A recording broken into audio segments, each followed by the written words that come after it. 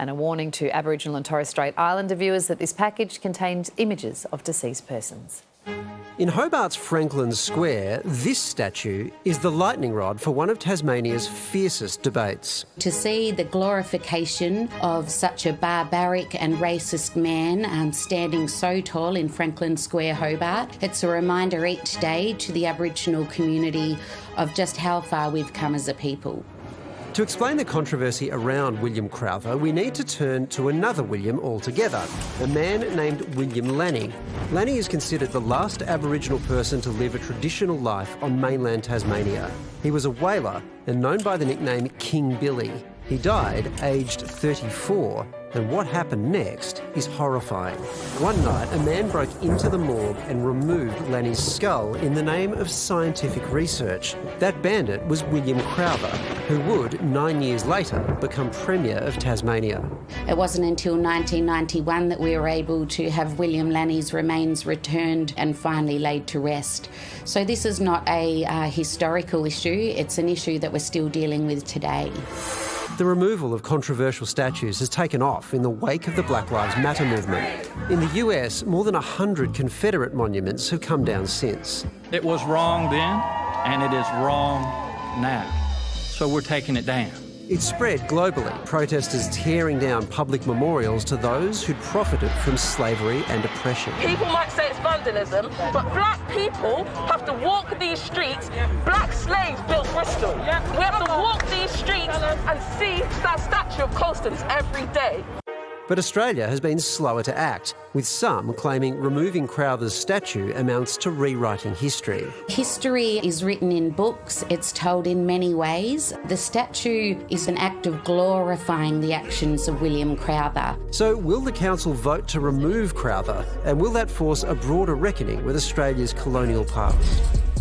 We understand that that council meeting's still on. It's become a little heated, so that's not to be surprising. They probably won't reach a decision tonight either. Before you go on, can I just add one thing to that? It's important to note. Crowther always denied that he stole the skull.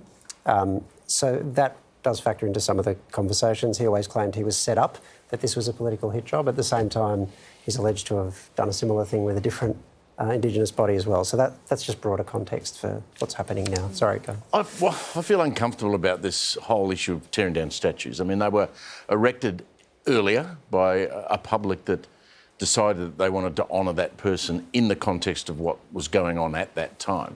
If we're going to go around and pull down every statue in Australia, I think that would be a very sad reflection on us. I think we've got to be very careful when we go down this track. But don't you think if we're going to have this period of reckoning, that we shouldn't have these celebrations of people when we learn about the horrors of the past? We use the isn't word, that a celebration? Use the word horrors. I mean, I don't know. We've got too many statues up of people who committed horrific acts. I mean, if you want to go down that track, the better way to do it, I think, Pete, would be erect statues of Indigenous people who've done extraordinary things to equal the balance up. And I'm sure as a woman, Carrie, you'd think that why are there no female statues in our major cities? They all seem to be males.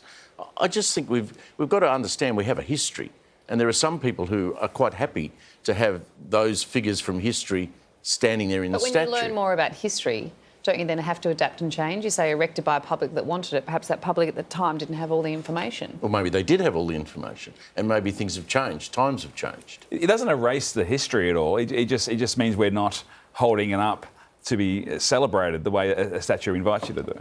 Well, I think agitators would have us rip down every statue of Captain Cook or get rid of every statue of Captain Phillip. I think you'll find a spectrum, though.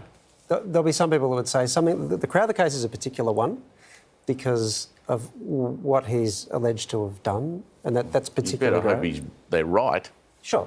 But, generally historians think that that's what happened. There are, a handful who don't, but generally they do. But that's a particular case, and I reckon there would be people who would say that one should come down.